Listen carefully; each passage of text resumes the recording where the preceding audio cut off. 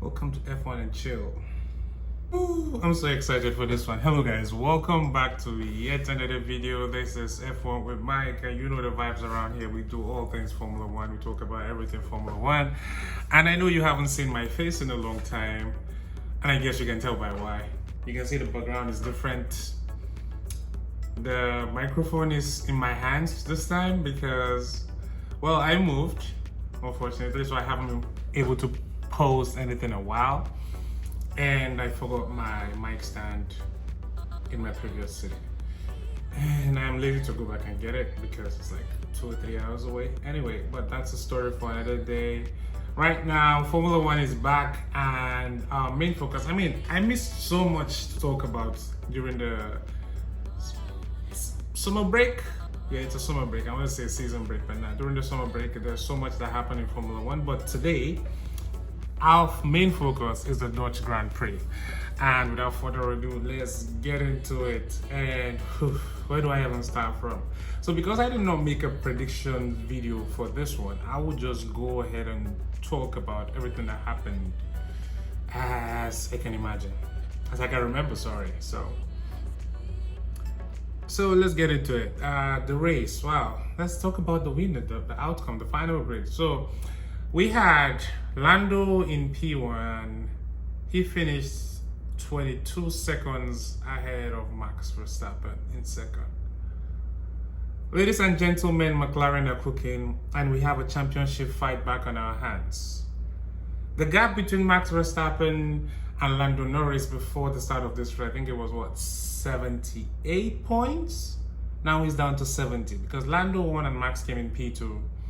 And Lando got the fastest lap at the end, so he got an extra point. That's 7 plus 1 because first gets 25 points, second gets 18 points. So Lando got the fastest lap, so he cut down those 8 points. Now we're down to 70 points, and there are 9 races to go from now until the end of the season. And I think they're like 2 sprint races. So we have a championship fight back on for sure, because with what Lando did today and Max Verstappen finishing 22 seconds behind him, you know there's a problem. There's a major problem. Red Bull have messed up so bad. I'm not even going to talk about much about Max Verstappen, but he did well, to be honest. I think for him to qualify P2 today, he qualified P2 on Saturday so he could start on the front row. And honestly, the car does not just have any pace, because Max actually had a very good start. Beginning of the race, he overtook Lando from the line. Easy peasy. He led for like 17 or 18 laps, and Lando overtook, and he never saw Lando again. Lando just kept increasing the gap. Oh boy, and that Red Bull is bad. It's really bad. Really bad. And in P3, Charles Leclerc. Honestly, let's talk about Charles Leclerc today. I don't understand how Lando won the driver of the day again. Maybe Lando has so many fans right now. I think at this point, Lando might have more fans than Lewis Hamilton, because the rate at which he's gathering all these drivers of the day, it's crazy. Because today, Charles Leclerc was easily the best pick for that. Easy. He started P6, qualified P6, and he finished the race P3. Piastri started P3. A Ferrari had a better race than a McLaren. Only Charles Leclerc can do that, man.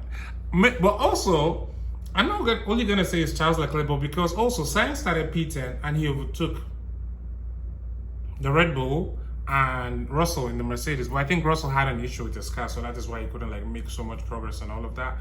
But yeah, that one was interesting. So Leclerc held off Piastri, I think, for more than 20 laps. He kept him a second behind for like more than 20 laps, and that was really impressive. I think the only reason Verstappen got P2 today was because Leclerc defended Piastri that much. And honestly, finishing P3 driver of the day should have gone to Charles Leclerc, 100%. Piastri had like an okay race. I think he just went back to his old self. The situations where, he had this issue last season where he used to cook his tires up and he just dropped off. But today, I don't know, he wasn't just in his particular good window of having it and all of that. But yeah, Piastri had a decent race, okay race. I mean, he should have finished P2 given the pace of his teammate Lando. As I said, Lando finished 22 seconds in front of Max Verstappen, and yeah, he finished P4. By P5, as I mentioned earlier, Carlos Sainz. Carlos Sainz started P11 actually, P11, but he started the race P10 because he qualified P11, started the race P10 because Alex Albon was disqualified. Now Albon and Williams, I'll get to that later. But yeah, Albon should have started P8, but he was disqualified and he had to start from the back of the grid. And Russell started P5, but dropped back. As I mentioned, he had an issue, so he dropped back and finished the race in P6. I think P6 or P7. I think that's P6. No, Perez was P6. Sergio Perez was P6. Now, Sergio Perez actually had a decent weekend for first time in a long time. Honestly, I think he needed that because the amount of rumors that have been going on about that guy. Honestly, I feel for him. I don't understand how he does it every week in and week out. Like, you know, when we returned back from like the summer break, the one thing that no one expected is Sergio Perez in the Red Bull, because everybody thought, nah, for sure this guy is gone, for sure. And if you know the history of Red Bull when it comes to drivers, what they did to Gasly, what they did to Albon, what they did to, what's his name, Daniel Kvyat. I mean, Max Verstappen, Daniel Kvyat. They need a special video for that guy because that guy not only took his city, he also took his wife. So, but not today, another day. And so Russell finished P7, Perez P6. Perez started P5 but dropped to P6. Hamilton started P2. No, he started P11, but he qualified P12. But as I mentioned earlier, the disqualification of Alex Albon moved him forward. Albon went to the back, so he started the race in P11 and he finished in P8, which is actually decent for Mercedes given their pace. I think the guys in front, there's no way with. I'm just only surprised how Sainz was able to overcome the deficit that he had, because starting P11, getting up to P5. P10, getting up to P5, but then Hamilton could not pass through. So maybe this was not a track that was good for the Mercedes. So that could be it. And also a very impressive drive also by Pierre Gasly. I think Gasly started the race in P9. I believe he qualified P10, but he finished the race in P9, so which was actually a very good drive from him. Important points for Alpine. They actually need every point they can get right now. If the big boys are not there to take anything, all those little points that are left hanging, like the P9, P10, they should be there. And Alonso in P10. I mean, Aston Martin, what else can you do? Alonso will just have to drive and give his best. I think if there's one team that fell off massively from last year, I think Red Bull definitely fell off massively. But then the Aston Martins as well. Before, I mean, last season we saw Alonso so many times on the podium and all of that, and now there's nothing. So there's a problem right there. And now let's go into other news, because this is my tell me what you think about, before I go into other news, tell me what you think about the Grand Prix weekend. What do you think? Do you think we have a championship battle in our hands now, given the wake up by McLaren? Because this upgrades that they brought to this track, bro. That's the thing about McLaren. They're just so good. They're so good everywhere. They're like the RB19 of last year for Red Bull. I think the only place the Red Bull didn't work last year was in Singapore, and that's it.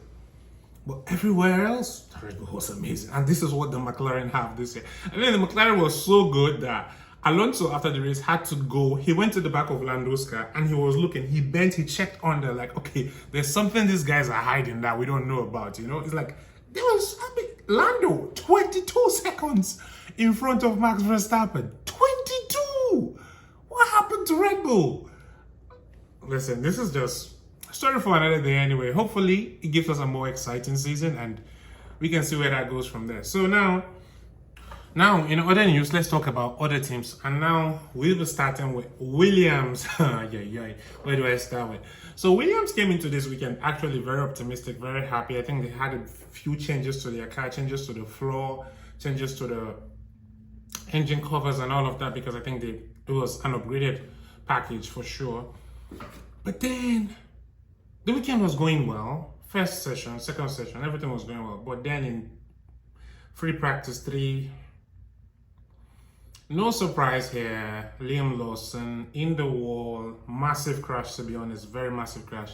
I'm just so happy that he's fine and nothing happened to him. He came out, but the car was on fire and all of that. But the mechanics couldn't fix the car in time for qualifying. So automatically, he was going to start last. You know, I think until Magnussen had some changes, so he had to start at the back of the grid. Albon disqualification had to start from the back of the grid as well.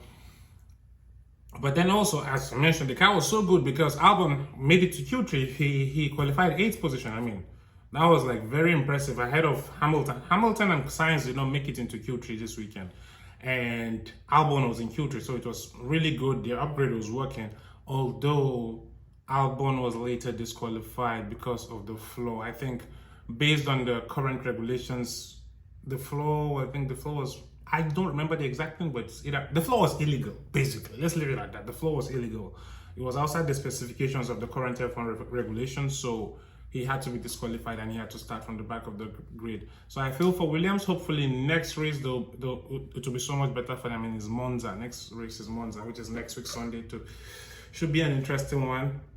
Fast straights, high down force tracks. So let's see what happens there.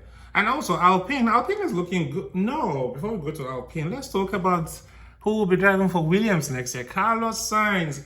As I said, I'm going to try and cover as much as what happened when I was not posting any video. So Carlos Sainz to Williams is a here we go. And yeah, I mean, I wish Carlos Sainz was driving for a better team. I don't know why Mercedes will not take him, but then you have to also consider Kimi Antonelli. They want to put Antonelli in the car. The only reason that Antonelli is getting that drive is because, honestly, Toto is regretting that he missed out on Max Verstappen and he doesn't want to miss out on the next big talent. So that is why I think they might go for Kimi Antonelli for next year. But for now, that seat is still open wide. We don't know who's going to drive there, but all indications are pointing towards Kimi Antonelli. And for sure, Carlos Sainz will be driving for Williams next year and into the new regulations. So let's see how that one goes. And Alpine also have a new driver, Jack Doohan, the reserve driver, is in the seat for next year. Esteban Ocon will be driving for Haas next year. He will be beside Oli Bierman, which is, Oli Bierman's first teammate in Formula 1, Esteban Ocon. Well, that should be interesting, but we'll see. Hopefully there's good team harmony. But then, based on today's drive, Gasly is looking good in that Alpine, to be honest. That guy, I mean, normally he's a very good driver. I feel like, honestly, Red Bull dropped him too fast and they never gave him a chance to like go back to the team and all of that. And other teams, Racing Bulls, Vika, well, they look meh today. They were nothing to write home about, really.